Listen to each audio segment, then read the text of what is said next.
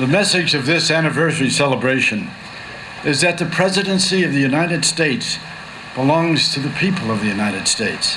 75 years ago, President Franklin D. Roosevelt established national archives and the first presidential library.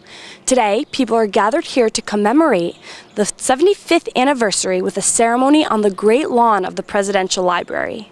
Franklin Roosevelt established the first presidential library because the papers and records of prior administrations had been treated so carelessly. They'd been destroyed by former presidents or their families on many occasions.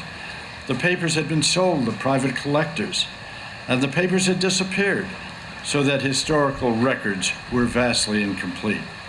If there's a paradise for historians, it has to be the Roosevelt Library. Would you please be able to comment on Roosevelt's legacy and the impact he still has on people today?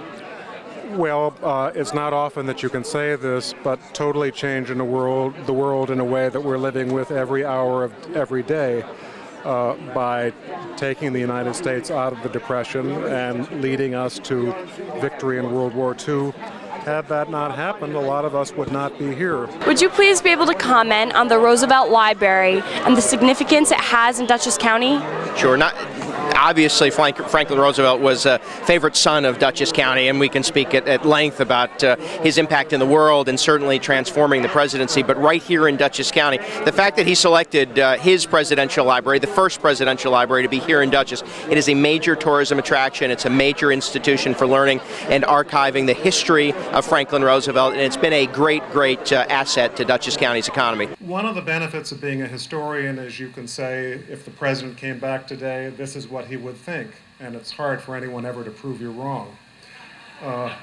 But if President Roosevelt were to come back here today, I think he would be exhilarated by the success of this library over 75 years in helping everyone try to capture his great dream. Roosevelt's achievements continue to influence the spirit and direction of our country today. At the FDR Library and Museum in Hyde Park, I'm Sarah Perks for HVNN.com.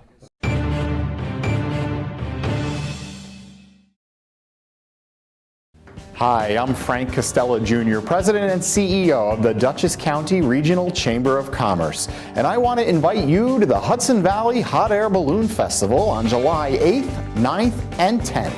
The festivities will begin at noon each day with over 100 balloon launches planned throughout the weekend, all located at the farm of Barton Orchards in Poquay, New York.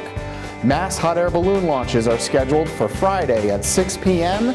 and Saturday and Sunday at 6 a.m. and 6 p.m.